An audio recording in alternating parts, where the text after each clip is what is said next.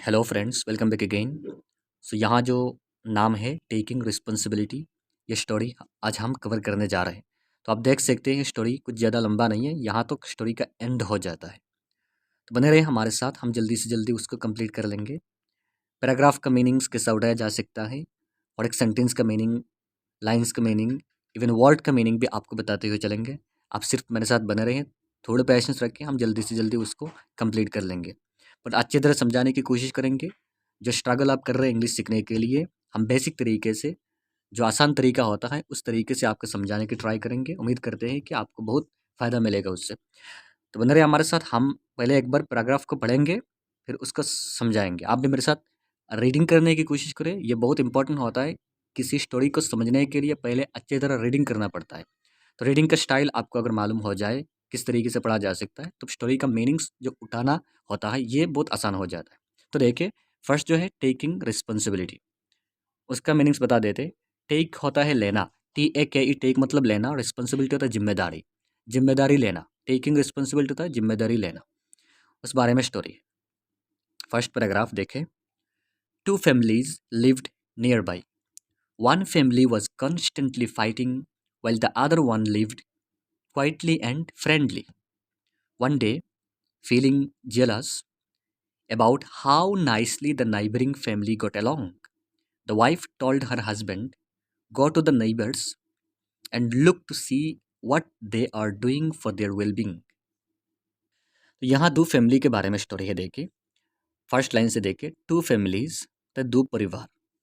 Lived near by, near by होता है पास रहते, नियर बाय होता है आसपास रहते हैं। लिव्ड होता है रहना, LIV लिव मतलब रहना, साथ में डी लगा है मतलब पास्ट का है, रहते थे। दो परिवार पास पास ही रहते थे। One family was constantly fighting, उन दोनों परिवारों में से एक जो फैमिली था, एक परिवार, वॉज कंस्टेंटली फाइटिंग। कंस्टेंटली होता है कंटिन्यूअसली, मतलब लगातार लगातार। फाइट होता है झगड़ा करना, फाइटिंग।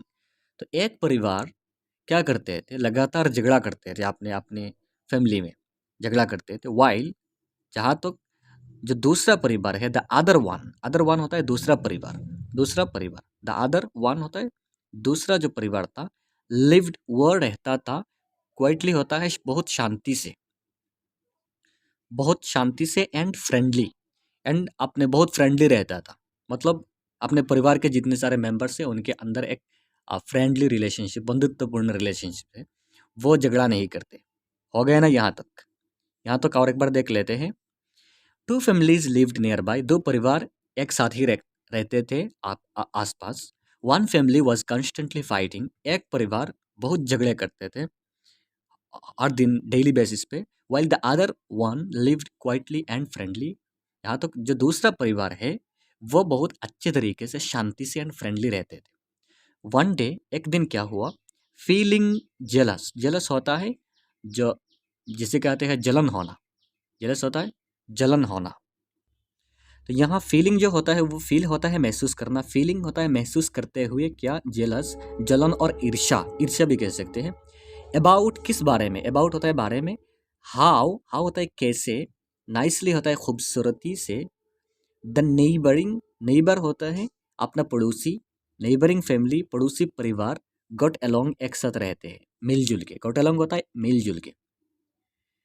इस बात को महसूस करते हुए, मतलब कैसे हमारा साथ वाला, हमारा जो पड़ोसी परिवार है, कैसे वो मिलजुल के रहते हैं इतने शांति से, उस बात से ईर्ष्या हुआ। ईर्ष्या होते हुए द वाइफ, वो जो वाइफ थी, दूसरे परिवार वाला, झगड़ा करने वाला वाइफ जो थी, स्त्री जो थी, टोल्ड हर हस्बैंड, अपने हस्बैंड को, अपने हस्बैंड को कहा, अपने हस्बैंड को कहा, गो टू द नेबर्स, कि तुम जाओ। गो होता है जाओ, टू द नेबर्स, उस नेबर्स मतलब पड़ोसी के घर, पड़ोसी के पास जाओ। And look to see, and देखो, जाके देखो।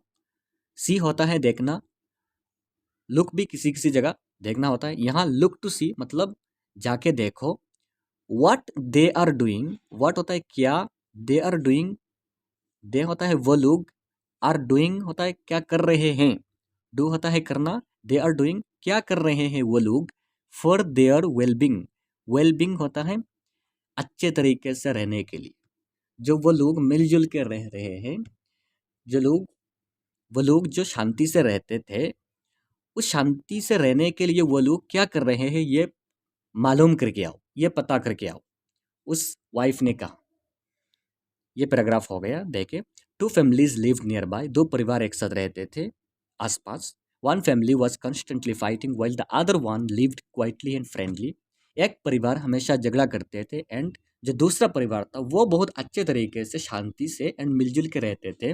वन डे एक दिन, feeling jealous about how nicely the neighbouring family got along, उस बात से ईर्ष्या होकर, जेलस होता है ईर्ष्या, और जलन होकर, जलन महसूस करते हुए कि दूसरा फैमिली जो हमारे पास है वो लोग इतने शांति से कैसे रहते हैं।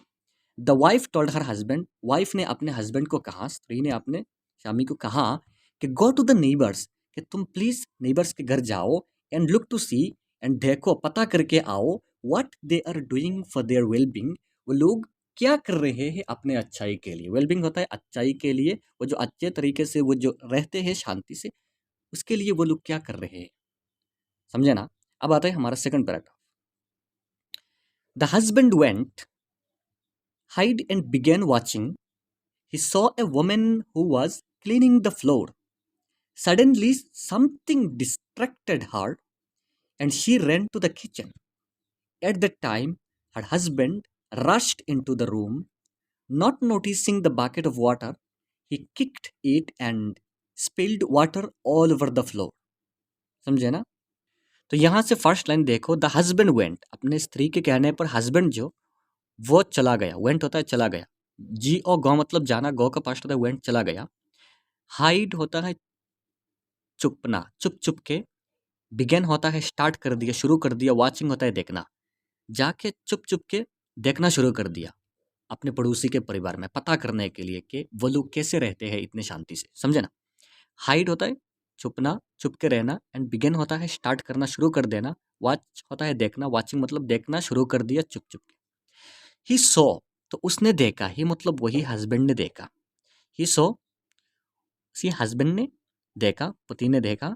ए वुमेन, एक वुमेन, एक औरत, हु वाज क्लीनिंग, जो क्लीन कर रही थी। हाँ, हु वाज क्लीनिंग, जो क्लीन कर रही थी, जो सफाई कर रही थी। द फ्लोर, फ्लोर को, फर्श को सफाई कर रही थी।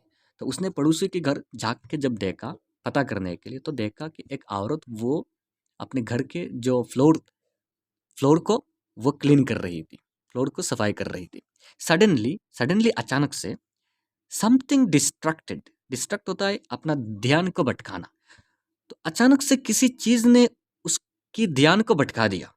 वो जो औरत, वो जो औरत अपनी जो फर्श को, फ्लोर को सफाई कर रही थी, तो किसी चीज ने अचानक से उसकी ध्यान को भटका दिया, हर होता है उसकी ध्यान को। एंड शी, एंड वो औरत, रन मतलब दौड़ के चला गया, टू द किचन, अपने किचन की तरफ। रन होता है RUN, रान मतलब दौड़ना, रान का पास्ट होता है रन, दौड़ के चली गई टू द किचन, अपने किचन की तरफ। समझे ना। एट द टाइम, तो उसी समय, एट द टाइम होता है उसी समय, हर हस्बैंड, उसकी पति, उस औरत की पति, rushed into the room, rushed होता है भाग के गया, RUSH, रश्ड होता है भाग के जाना, मतलब दौड़ के जाना, स्पीड से भाग के गया, इनटू द रूम, रूम के अंदर जब भाग के गया। Not noticing the bucket of water, notice होता है देखना, ख्याल करना, ध्यान देना। ये ख्याल नहीं करते हुए, नॉट नोटिसिंग होता है उसने ख्याल नहीं किया, उसके हस्बैंड ने, पति ने, द बकेट ऑफ वाटर, एक बकेट वाटर, वाटर के पानी का एक बकेट जो यहाँ था, उसको ख्याल नहीं किया। एंड ही किक्ड, उसने लात मार दिया, उस पति ने जब भाग के रूम जा रहा था, किक होता है लात मार देना। एंड स्पिल्ड होता है गिरा देना, वाटर गिरा दिया, पानी को, ऑल ओवर द फ्लोर, पूरे फर्श पर, पूरे फ्लोर पर पानी को गिरा दिया। समझे। यहां तक देखें। द हस्बैंड वेंट, वो पति जो था, वो जो पति था अपने पत्नी के कहने पर चला गया, वो दूसरे के घर के पड़ोसी कैसे रहते हैं, वेंट। हाँ।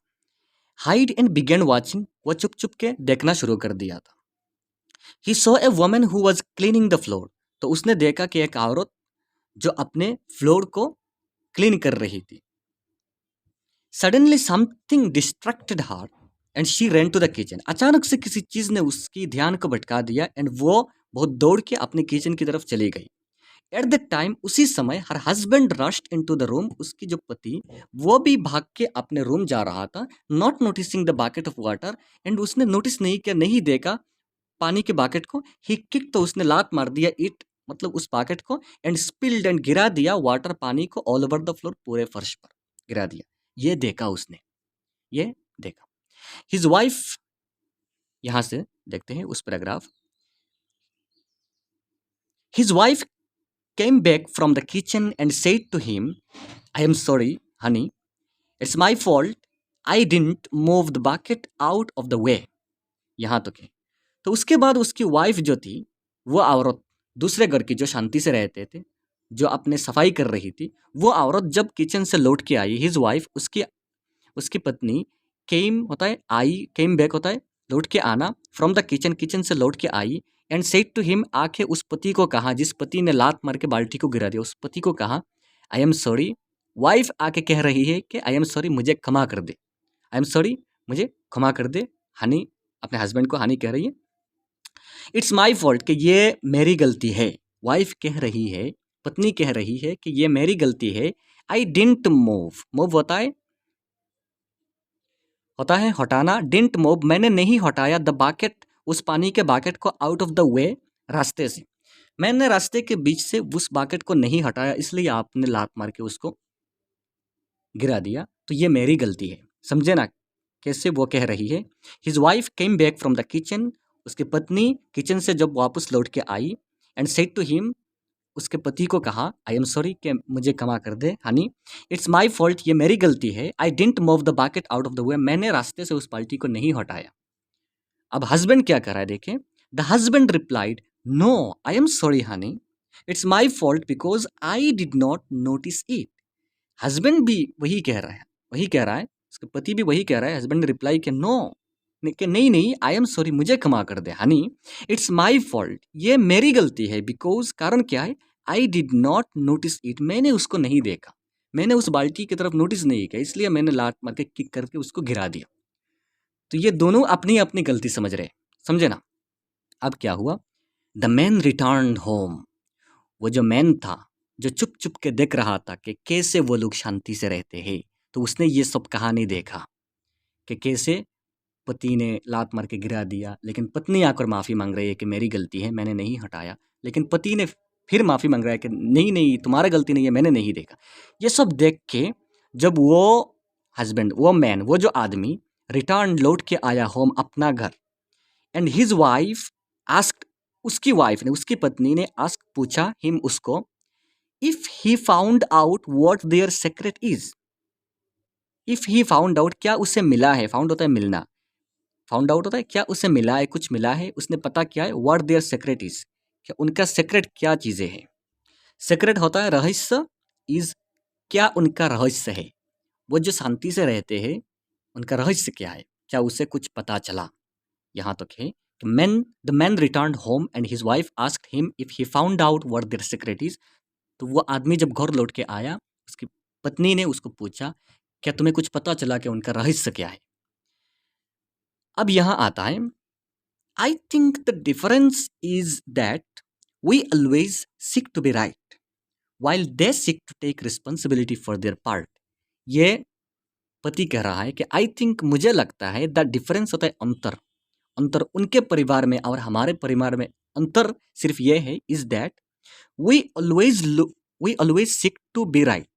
सीक होता है चाहना, ऑलवेज होता है हमेशा, वी होता है हम हमेशा चाहते हैं टू बी राइट, के सही रहे, गलती, अपना गलती ना माने। हम हमेशा यही चाहते हैं कि हाँ मैं राइट हूँ, मैं क्यों गलती मानूँ यार, तुमने गलती कर दी, ऐसा हम चाहते हैं। वाइल दे सीक, जहाँ दे सीक, वो लोग चाहते हैं टू टेक रिस्पॉन्सिबिलिटी, अपना जिम्मेदारी लेना, फॉर देयर पार्ट, अपने अपने पार्ट की, मतलब खुद की जिम्मेदारी वो ले लेते हैं। ये बड़ा अच्छा आंसर दिया उसने कि I think the difference is that we always seek to be right. मुझे लगता है कि अंतर उनके परिवार में और हमारे परिवार में सिर्फ ये अंतर है कि हम हमारे परिवार में चाहते हैं कि नहीं नहीं, हम गलत नहीं है, हम राइट है, हम सही है, हम सही होना चाहते हैं हमेशा। एंड उनके परिवार में while they seek to take responsibility for their part, उनके परिवार में क्या होता है, वो अपने खुद के रिस्पॉन्सिबिलिटी, खुद की जिम्मेदारी लेते हैं, खुद अपने जिम्मेदारी लेते हैं कि नहीं मैंने गलती कर दिया, वो कह रहे हैं कि नहीं नहीं मैंने गलती कर दिया, ऐसे कह रहे। एंड इसी कारण है कि वो लोग शांति से रहते हैं। अब यहाँ आया having peaceful relationships mean taking personal responsibility for our own part. Peaceful जो शांति, पीसफुल होता है शांति, रिलेशनशिप्स होता है जो शांति से एक संबंध बनाया जाता है, उसका मेन कैसे बनाया जाता है, मेन मतलब यही है कि टेकिंग पर्सनल, टेक होता है लेना, पर्सनल होता है अपने खुद की रिस्पॉन्सिबिलिटी, जिम्मेदारी, फॉर आवर ओन पार्ट, अपने अपनी जो जिम्मेदारी है वो अगर हम खुद ले लें तो उससे हमारा एक पीसफुल रिलेशनशिप बन सकता है। यहाँ उस लाइन में मॉरल भी दिया गया है, कंक्लूड भी कर रहा है कि हैविंग पीसफुल रिलेशनशिप्स मीन, शांतिपूर्ण रिश्तेदारी रखने का मतलब है taking personal responsibility for our own part, अपने अपने जिम्मेदारी खुद लेना, अपने जिम्मेदारी खुद लेना, यही है। अगर हम ले सकते हैं जिम्मेदारी खुद तो शांतिपूर्ण एक रिलेशनशिप्स एक हम बना सकते हैं, एक परिवार। तो ये हो गया हमारा स्टोरी। हमने स्टोरी के थ्रू जितना सारा मतलब अच्छी चीज़ें बताने की कोशिश की, अच्छी तरह समझाने की कोशिश की, एक अच्छा मॉरल वैल्यूज़ भी दिया गया, उसको फॉलो करके हम चले, अपना जिम्मेदारी खुद लें, हम दूसरों पर मतलब ना दे दे अपना जिम्मेदारी को, तब जाके एक शांतिपूर्ण एक रिलेशनशिप बन सकता है। उसके थ्रू हम हमारा जो मोटिव था इंग्लिश को सीखने का, समझने का, उसको बहुत अच्छी तरह हमने कोशिश की। फिर भी कोई मिस्टेक हो जाए तो माफ़ी चाहता हूँ। बने रहे हमारे साथ एंड वीडियो को लाइक शेयर कमेंट करके ज़रूर बताएं कि वीडियो कैसा हुआ। चले मिलते हैं नेक्स्ट वीडियो पे। Thank you.